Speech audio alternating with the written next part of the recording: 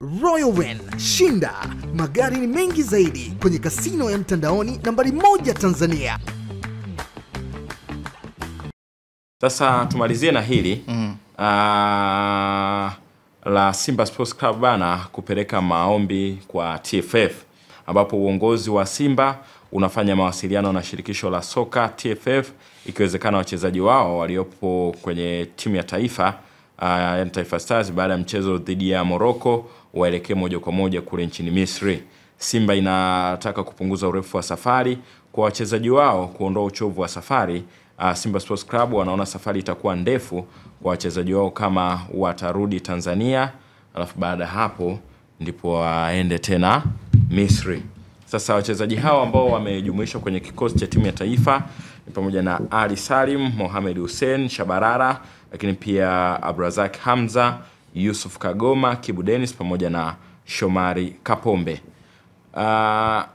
Ratiba ya michezo ya kimataifa na maombi ya Simba haya ni wakati sahihi na ni njia sahihi ya kuhakikisha kwamba haiathiri maandalizi yao na mchezo unaofuata wa kombe la shirikisho.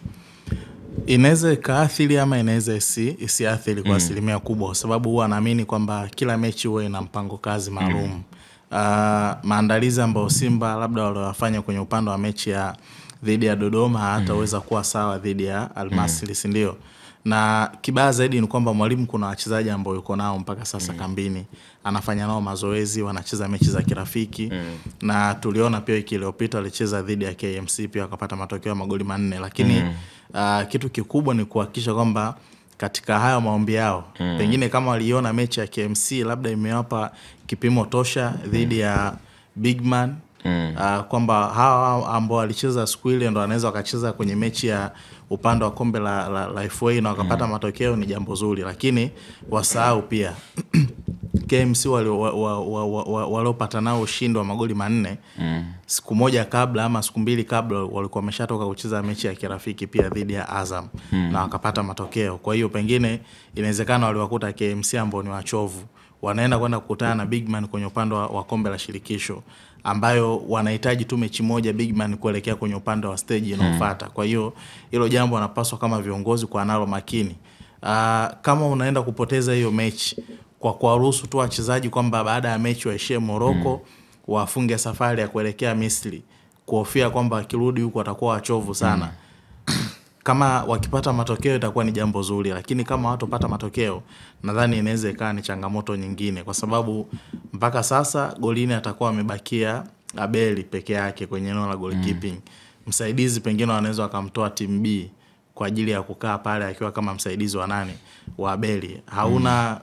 Hauna kwenye upande wa kikosi chako Abdurazak Hamza, hauna Mohamed Hussein, hauna Shomari Kapombe, hauna nani Shemalon Fondo.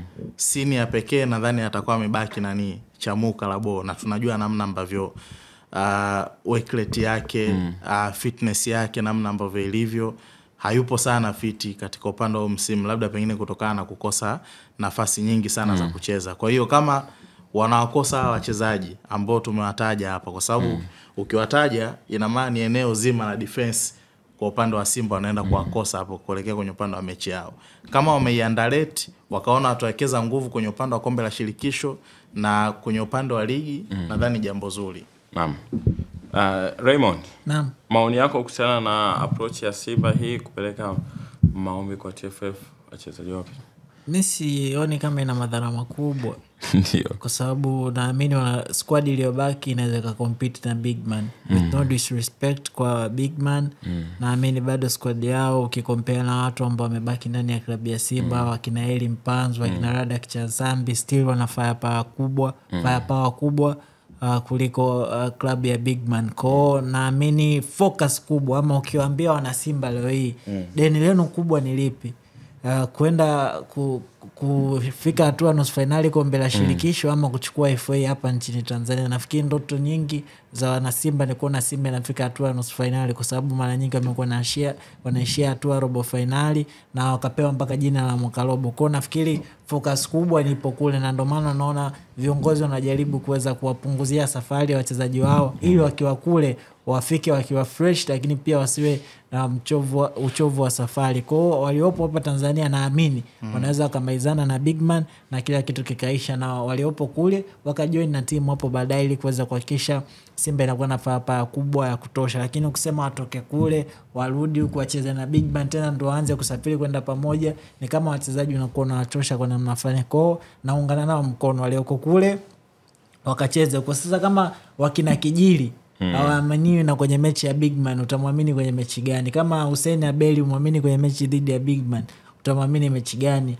Hussein Kazi umwamini kwenye mechi ya Bigman, utamwamini kwenye mechi gani? Kwa nafikiri ni fursa ambayo vijana ambao wapo wamesalia wanatakiwa kuitumia kuhakikisha wanamshawishi mwalimu, na wakumbusha tu tunaelekea mwishoni mwa msimu. Watu wanatakiwa kunyolewa ili watu wengine waweze kusajiliwa ndani ya club. Sasa ukishindwa kupata nafasi ya kuonesha, na maana wewe ndo utacomplain. Lakini kuna mechi ya Bigman ambayo naamini mwalimu atafanya rotation kubwa na kila mtu ataonesha na atapata wasaa wa kuhukumiwa kutokana na kile ambacho yuko nacho.